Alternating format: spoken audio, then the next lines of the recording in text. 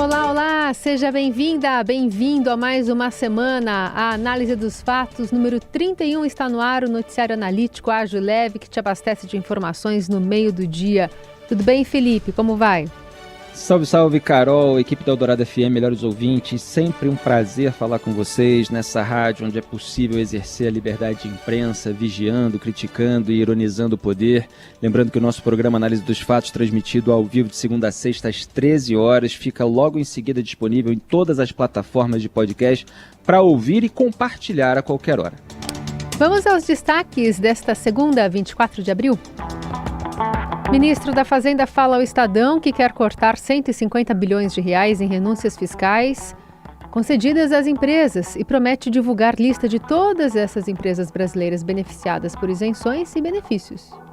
Em viagem a Portugal, Lula diz que não vai vender estatais e volta a criticar juros em encontro com empresários. E mais, a Avenida Paulista tem 3 roubos por dia, o maior número em uma década. O que acontece no Brasil e no mundo. Análise dos fatos. Em Portugal, o presidente Lula volta a atacar a taxa de juros do Banco Central. A enviada especial do Estadão a Lisboa é Cristina Canas, que traz as informações para a gente. Boa tarde a todos. O dia do presidente Lula hoje em Portugal é de agenda cheia. Ele começou com uma viagem interna até Matosinhos, no norte do país, onde falou para cerca de 200 empresários no Fórum Empresarial. Lá foi confirmada a parceria da Embraer com a indústria aeronáutica portuguesa para a fabricação, aqui em Portugal, do Super Tucano. O Super Tucano é um avião de guerra desenvolvido pela Embraer e agora vai ser produzido aqui em Portugal para atender a OTAN. A informação tinha sido antecipada na sexta-feira pelo broadcast. Durante a sua fala, o presidente voltou a criticar o juro alto e disse que para a economia do país crescer, os pobres têm que consumir. Nós temos um problema no Brasil, primeiro-ministro, que Portugal não sei se tem, é que a nossa taxa de juros é muito alta. No Brasil, a taxa Selic está 13,75. Ninguém toma dinheiro emprestado a 13,75. E a verdade é que um país capitalista precisa de dinheiro. E esse dinheiro tem que circular, não apenas na mão de poucos, na mão de todos. É por isso que eu digo sempre, a solução do Brasil é a gente voltar a colocar o pobre no orçamento. É a gente garantir que as pessoas pobres possam participar. Porque quando eles virarem consumidor, eles vão comprar. Quando eles comprarem, o comércio vai vender. Quando o comércio vender, vai gerar emprego. Ele repetiu também que não vai vender estatais e disse que ele quer parcerias com a iniciativa privada. Depois, Lula dirigiu-se principalmente aos empresários portugueses e garantiu que vai promover a estabilidade política, social e jurídica que incentiva os investimentos. O presidente disse também que passou os 3 primeiros anos do governo preparando o Brasil para um salto de qualidade. Depois de falar aos empresários, Lula voltou a Lisboa e foi visitar as instalações da indústria aeronáutica de Portugal. Em seguida, ele dirigiu-se ao Palácio de Queluz, onde entregou o prêmio de literatura Luís de Camões a Chico Buarque. O compositor e escritor ganhou esse prêmio em 2019, mas o ex-presidente Jair Bolsonaro recusou-se a assinar esse diploma. Então, agora, finalmente, Chico recebeu essa honraria. É o maior prêmio da literatura de língua portuguesa. À noite, o presidente e a primeira-dama Janja vão para um jantar que vai ser promovido pelo embaixador do Brasil em Portugal, Raimundo Carreiro.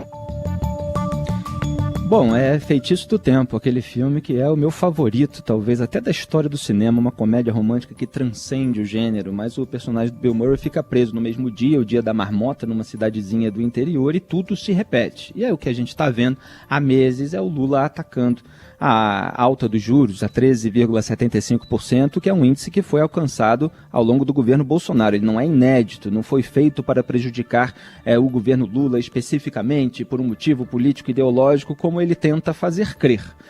O Lula falou aí que mais emprego vai gerar mais salário, é a coisa mais normal de uma roda gigante da economia. Só que essa roda gigante é precisamente o que pode gerar até a alta da inflação, porque o consumo aumenta e os preços são logo puxados para cima. Então você tem esse remédio feito pelo Banco Central de aumentar a taxa de juros ou mantê-la elevada para tentar controlar a inflação. E dias atrás, foi na última semana, a gente está hoje na segunda-feira, o presidente do Banco Central, Roberto Campos Neto, disse em eventos em Londres que a queda da inflação ela está sendo mais lenta do que o esperado, que essa batalha não foi vencida e que pode não haver esse corte na taxa Selic no curto prazo, que é aquilo que o governo e até parte do mercado está esperando. Então continua esse cabo de guerra, que na verdade é mais uma questão de preocupação com a responsabilidade pelo eventual agravamento da crise econômica. O Campos Neto foi colocado no Banco Central pelo Bolsonaro, o mandato não é coincidente com o mandato presidencial, então ele ainda fica 2 anos durante o governo Lula, e o Lula coloca nele toda a responsabilidade, sendo que o governo atrasou muito a entrega do novo arcabouço fiscal, que ainda precisa tramitar e ser aprovado no Congresso, para que a gente veja se daí saiam também motivos para baixar a taxa de juros. Na Eldorado, análise dos fatos. Vídeos do ataque ao Palácio do Planalto divulgados neste fim de semana pelo Gabinete de Segurança Institucional por determinação do Supremo mostram detalhes da ação dos invasores no dia 8 de janeiro, quando este e outros prédios públicos foram depredados em Brasília por vândalos que contestavam a vitória de Lula na eleição presidencial. As imagens do circuito interno do palácio reforçam a ação violenta cometida por extremistas. Além da depredação do patrimônio, as gravações mostram agentes do GSI cumprimentando invasores e até a tentativa de arrombamento de caixa eletrônico. O ex-ministro Gonçalves Dias aparece surpreso ao se deparar com extremistas no 3º andar do Planalto e atônito ao ver os estragos na portaria principal. O Supremo Tribunal Federal, que começa a julgar na terça, se torna réus mais 200 denunciados pelos atos golpistas. Os ministros têm até 2 de maio para apresentarem seus votos. A lista inclui suplentes de vereador, pequenos empresários e advogados. Este é o segundo conjunto de acusações analisado pela Corte. O primeiro tinha 100 nomes e a maioria dos ministros já votou por torná-los réus. A sessão virtual em que é julgado este primeiro grupo acaba hoje, às 11h59 da noite. O pessoal que cometeu crimes invadindo e depredando patrimônio público no dia 8 de janeiro já está sendo alvo de processo. Quer dizer, já houve aí votos dos ministros do STF para transformar centenas deles em réus. E a gente está acompanhando esse julgamento, onde cada ministro vai dando um voto aí de cada vez. Eles já estão passando aí por todo um crivo, uma triagem, individualização de conduta para que tudo isso pudesse avançar. Então essa parte está sendo feita. A parte da responsabilização de autoridades do Distrito Federal, ela também está sendo feita desde que aconteceu. Quer dizer, Anderson Torres, que era o secretário de Segurança Pública, que foi ministro da Justiça e Segurança Pública do governo Bolsonaro, está preso até hoje. Aliás, está aí para prestar depoimento, etc., reclamando, evidentemente, que está preso. O Ibanez Rocha, governador do DF, foi afastado, depois foi posto de novo no cargo pelo Alexandre de Moraes, até segunda ordem. O que não aconteceu foi qualquer tipo de responsabilização em relação ao governo federal, ou a qualquer um dos seus membros. E, obviamente, quando você tem um gabinete de segurança institucional responsável por garantir a segurança do Palácio do Planalto, e isso faz parte do governo, com um ministro-chefe indicado pelo próprio presidente, no caso Gonçalves Dias indicado pelo Lula, é evidente que esse GSI falhou, esse gabinete falhou, porque não houve segurança. O prédio do Palácio do Planalto ele foi invadido. Então, quando as imagens aparecem, mostrando ainda mais como eles estavam lá completamente perdidos, abobalhados, sem saber o que fazer, orientando gente para passar de porta, o outro estava dando água, etc., é claro que pegou mal. E o Estadão revelou que o governo tentou esconder essas imagens até 2028. As imagens que mostram o Gonçalves Dias, então ministro-chefe do GSI, lá no Palácio do Planalto no dia da invasão. A oposição ficou fortalecida, está cobrando a CPMI, não deu mais para o governo barrar, como tentou fazer ao longo desses últimos meses. É claro que o Lula sabia que o ministro-chefe estava lá, é a pessoa da mais alta confiança dele. Eu falei aqui na semana passada de como ele vaza a narrativa para fingir que não sabia de nada, que foi traído. A gente só viu agora a imagem, mas o fato do sujeito estar lá e não ter feito nada para conter aquilo é óbvio, é evidente. Ele já devia ter sido exonerado naquele dia. Agora ficou muito mal para o governo e o bolsonarismo conseguiu equilibrar um pouco isso aí. Ainda vai dar muito o que falar. Análise dos fatos. Em entrevista exclusiva ao Estadão, o ministro da Fazenda, Fernando Haddad, afirma que impostos sobre Shein, Shopee e AliExpress será cobrado na hora da compra. Diz também que a caixa preta das renúncias fiscais será aberta no governo Lula. A apuração é da colunista do Eldorado, Adriana Fernandes. O Ministério da Fazenda vai adotar um modelo de cobrança que permitirá o desconto do imposto na hora da compra dos produtos vendidos em grandes plataformas internacionais de e-commerce como Shein, Shopee e AliExpress. Em entrevista ao Estadão, publicada no jornal de hoje, o ministro Fernando Haddad explicou a medida, que chamou de Plano de Conformidade da Receita Federal. Essa medida é necessária, segundo ele, para garantir uma concorrência justa com as empresas de varejo instaladas no mercado interno brasileiro. Segundo Haddad, é assim que funciona nos Estados Unidos e na Europa, onde todos os impostos devidos estão incluídos no preço. O ministro antecipou que, a depender do ritmo das negociações, o governo pode estabelecer um plano provisório de conformidade para que o varejo e o setor de comércio eletrônico se reúnam com o compromisso de chegar a um denominador comum sobre o que é justo para os dois lados. Haddad informou que Shein, Shopee e AliExpress firmaram em reunião com o Ministério da Fazenda compromisso de se adaptar a esse plano de conformidade. Ele também se reuniu na quinta-feira passada com dirigentes do Instituto para o Desenvolvimento do Varejo, IDV, entidade que representa algumas das maiores empresas do setor no Brasil. Depois do recuo do governo em acabar com a isenção das compras feitas pelo e-commerce internacional, feitas de pessoa física para pessoa física até $50, os grandes varejistas nacionais criticaram a medida e pediram tratamento justo. O recuo foi uma decisão do presidente Lula, que cobrou do Ministério da Fazenda uma alternativa após a repercussão negativa do anúncio do fim da isenção pela Receita Federal. O final dessa entrevista do Haddad para o Estadão está até engraçado, né? Que se pergunta ali se toda a polêmica em torno do assunto ajudou, e ele responde: ajuda se tem um plano, se você sabe onde quer chegar, se é justa causa, ajuda. Passa 48 horas de aperto e aí o repórter: a avaliação é de que o senhor havia recuado. Bom, mas já avancei então, responde o Haddad. E aí o jornal pergunta: recuou para avançar? E ele responde: a vida política é assim, não vai ganhar todo dia, o importante é ganhar o jogo, vai tomar um gol de vez em quando, se tiver capacidade de reação, com tudo que é polêmica, é assim. Então eu comento, a questão é onde que o Haddad quer chegar? O Haddad quer dinheiro para fechar as contas, porque ele apresentou um novo arcabouço fiscal que prevê crescimento de despesas, se controla o índice de crescimento das despesas, quer dizer, mas que vai ter mais gasto, vai ter mais gasto. Então ele precisa de uma arrecadação alta. Ele falou ali em conseguir arrecadar mais 100 bilhões, entre 100 e 150 bilhões. Então ele está vendo de onde tirar. Está tirando de aposta eletrônica e, enfim, de isenções tributárias, etc. E anunciou daquela maneira completamente aloprada. Veio a Janja lá no Twitter, a isenção que eu estou falando para compras até $50, né, de pessoa física para pessoa física, etc.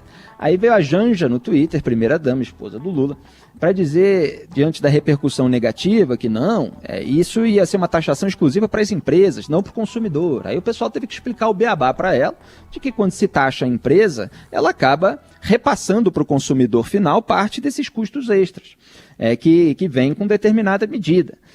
Então, isso ainda tende a acontecer, apesar dessa solução aí que o Haddad está tentando criar, desse jeito de se equilibrar todos os pratinhos ao mesmo tempo, porque você tem outras empresas que querem essa equidade, você tem o público que está reclamando da possibilidade de aumento, e você tem o presidente da República que, diante do desgaste que qualquer possibilidade de aumento de produto gere na população, está preocupado com a perda de popularidade, e é por isso que houve esse recuo. Agora o Haddad tenta ver como fazer. Agora, no fim das contas, as empresas chinesas podem até cumprir, pelo menos no início, assinaram aí termo de conformidade. Agora, o preço vai subir, elas vão pagar um imposto, então, assim, inevitavelmente, o preço acaba subindo. Vamos ver se tem alguma estratégia aí para tentar controlar isso. E ele fala ali na entrevista de trazer para produzir no Brasil e tal. Isso aí é mais conversa para boi dormir, né? Para eles ainda é mais produtivo, ainda é mais competitivo fazer lá fora. Você ouve Análise dos Fatos, com Felipe Moura Brasil e Carolina Ercolim. Seguimos com a análise dos fatos para falar sobre a Avenida Paulista, que tem o maior número de roubos em 10 anos e a falta de segurança assusta moradores e turistas. Ítalo Lorré traz as informações. Boa tarde, Ítalo. Olá pessoal, boa tarde. Bom, a Avenida Paulista teve no ano passado o maior número de roubos dos últimos 10 anos. Foram registradas 1.106 ocorrências, o equivalente a 3 casos por dia. Já os furtos atingiram o segundo maior patamar da série histórica, com mais de 6.300 casos. Esses números são de um levantamento feito pelo Estadão com base em dados da Secretaria de Segurança Pública obtidos via Lei de Acesso à Informação. Na maioria das vezes, segundo fontes ouvidas pela reportagem, os roubos e furtos que acontecem na Paulista são cometidos por pequenos grupos, com menores de idade como integrantes. A ação ocorre tanto a pé quanto de bicicleta e o celular é o principal alvo dos criminosos. A Secretaria de Segurança Pública afirma ter intensificado ações preventivas e ostensivas na Paulista nesse ano. Conforme a pasta, 33 suspeitos foram presos por lá no mês passado. Já a Prefeitura diz que a Guarda Civil Metropolitana faz patrulhamento constante na região, principalmente aos fins de semana. O domingo, quando a Paulista fica fechada na maior parte do dia, concentra 1/3 dos casos de roubos e furtos. Os crimes passaram a ocorrer sobretudo nos arredores do MASP, depois da pandemia. No ano passado, 4 em cada 10 casos se deram a no máximo 350 metros do prédio histórico, segundo o levantamento. No site do Estadão, a gente reuniu relatos de vítimas de roubos e furtos e compilou outras informações interessantes, como quais são os pontos com mais registros de crimes na Paulista. Para mais informações, é só acessar o site do Estadão. Olha, Carol, quando eu vim morar em São Paulo aqui em 2017, eu comecei a andar ali na Paulista, trabalhava ali, e as pessoas falavam para mim, não expõe o celular não, quando eu estava com o celular na mão. E eu, o quê? Por quê? Não, pode vir assaltar você e tal. Ah, tá. Porque eu, carioca, ando muito atento, né? E se carioca ser assaltado em qualquer outro lugar é humilhante, que a gente é assaltado cedo no Rio de Janeiro, já aprende a ficar alerta para o resto da vida. Agora, já acontece há muito tempo esse tipo de assalto na Paulista. É uma área muito movimentada, você tem esses assaltantes de bicicleta ou em pequenos grupos, tem menores de idade, e aí você tem toda uma leniência legal que eu já aponto há muitos anos no meu trabalho, e você tem muitas ruas de escoamento, quer dizer, para onde eles podem fugir durante o tumulto que eventualmente se cria. O governo Tarcísio de Freitas acabou já acabou não, né? Já tem meses, quer dizer, já tem uma responsabilidade por esses dados ainda não terem aparentemente diminuído. É uma bandeira desse campo político e ideológico, a segurança pública, então é claro que ele precisa fazer alguma coisa da maneira urgente. Para que São Paulo não fique como o centro do Rio de Janeiro, uma área comercial, cercada de residências, onde muita gente trabalha ao longo do dia, não pode ser alvo de bandido assim, com esses dados alarmantes que cresceram principalmente depois da pandemia, ali aumentando em 20%. Na Eldorado, análise dos fatos. Parece que o posto de comando da Seleção Brasileira Masculina de Futebol continuará distante para os técnicos Fernando Diniz e Abel Ferreira. Conta mais, Morelli.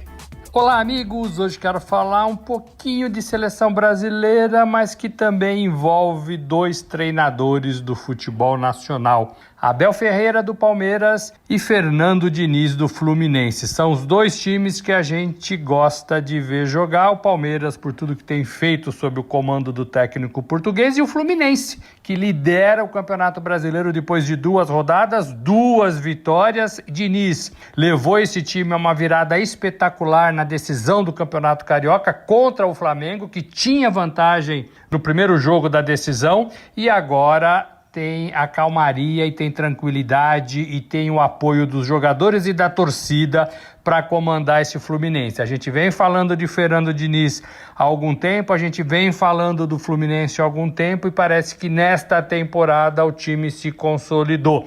Mas tudo pode acabar se a CBF realmente fizer uma oferta para um desses 2 treinadores. Tanto Diniz quanto Abel são observados pelo comando da CBF para dirigir a seleção brasileira no lugar do Tite. Lembrando, o Tite saiu, a seleção não encontrou treinador, a seleção colocou Ramon Menezes no cargo interinamente e fica enamorando treinadores da Europa que me parecem muito difíceis, né, de aceitar esse compromisso. O mais procurado, o mais falado, o mais comentado é Carlo Ancelotti do Real Madrid, mas ele já disse que fica no clube espanhol até junho de 2024 e a seleção não vai esperar até lá, a CBF não vai esperar até lá, então vai ter que se virar de outra forma. Diniz e Abel estão sendo observados e em algum momento esses dois treinadores vão ser convidados, ou um ou outro, para comandar a seleção brasileira. Tomara que a CBF não faça isso, tomara que a CBF deixe esses dois treinadores em seus respectivos times. É isso, gente. Falei, um abraço a todos, valeu! Eu preferia Ancelotti do Real Madrid, mas o cara vai deixar o melhor time do mundo, né, para treinar a seleção brasileira depois de todos esses vexames nas últimas Copas do Mundo.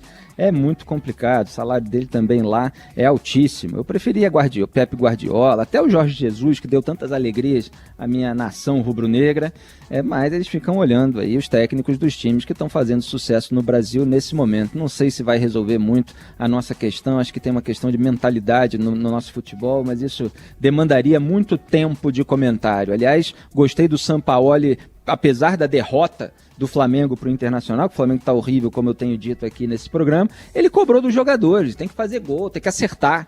Eu gosto de técnico que cobra mesmo dos jogadores, os jogadores precisam ser cobrados. Falei aqui que não ia ser mudando o técnico simplesmente, que tudo ia mudar. Quer dizer, o pessoal ficou rico, ficou famoso, e agora tem que mostrar que está correndo atrás, que não deixou a peteca cair, não.